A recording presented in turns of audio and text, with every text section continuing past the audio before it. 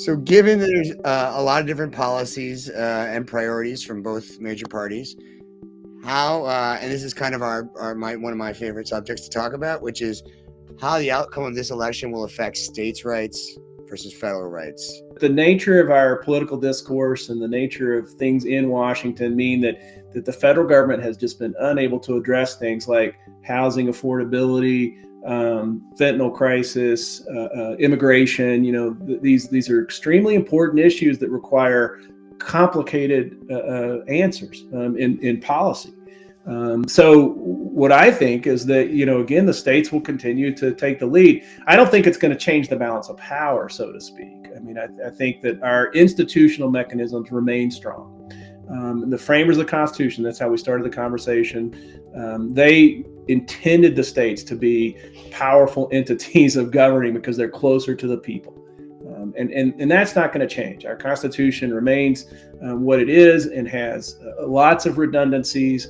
But this system only works when all the institutions are performing at the right, to their best.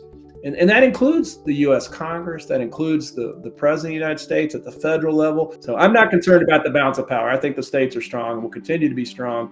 I'm more concerned about the institutional erosion, particularly in the federal government. Do you have a tally as we're rounding the end of the year, how many bills were passed at the federal level so far versus how many bills that have been passed throughout the state legislatures? The federal government in the last 2 years has passed fewer than 100 bills, many of those to rename a federal building or to issue a commemorative coin.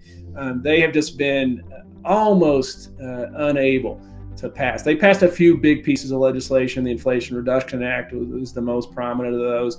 But at the same time, states have passed tens and tens of thousands of pieces of legislation to deal with the issues that voters care about. And the vast majority of those, bipartisan. Over 85% of these, in 2 years, 100,000 bills passed by the states, laws passed by the states. Over 85% are passed by Republicans and Democrats. So I'm convinced that the people at the level that's closest to the Americans, while the media might fixate on the real high controversial places where they disagree, what they don't see is the vast amount of compromise and agreement and work that gets done in these committees to pass sound, good policy to help the nation thrive. Let's talk about ballot measures. I live in California, where we love ballot measures in California. Yeah.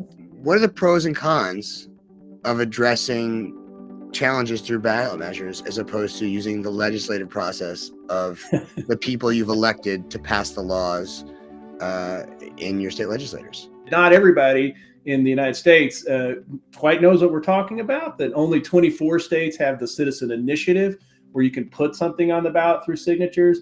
And frankly, there's 4 or 5 of those where it's so difficult and challenging. You've really only got about, let's say 19, 20 states where you can put something on the ballot. Now, you live in California where it's very common, right? And Colorado also, and tend to be a lot of these Western states that adopted the ballot initiative during the populist era. Many people in California, I can say, it's a conversation of we elect these people and then we don't let them do anything. And so it becomes an interesting debate about, at what point you're supposed to continually try to affect the process. That's one of the strongest arguments for, you do have a representative government kind of system. And what happens inside that is, endless committee hearings where you listen to every side of an issue, and then the voters have the ultimate say. If the elected officials do something that they really find distasteful, they can vote them out. That's what we have elections for. I do think probably the representative legislative process, be it in Washington or in the state capitals, is a better way to make policy. All right, just period. But there are certain things, and another problem with the current petition, the initiative process in states, is that it's become a big money game.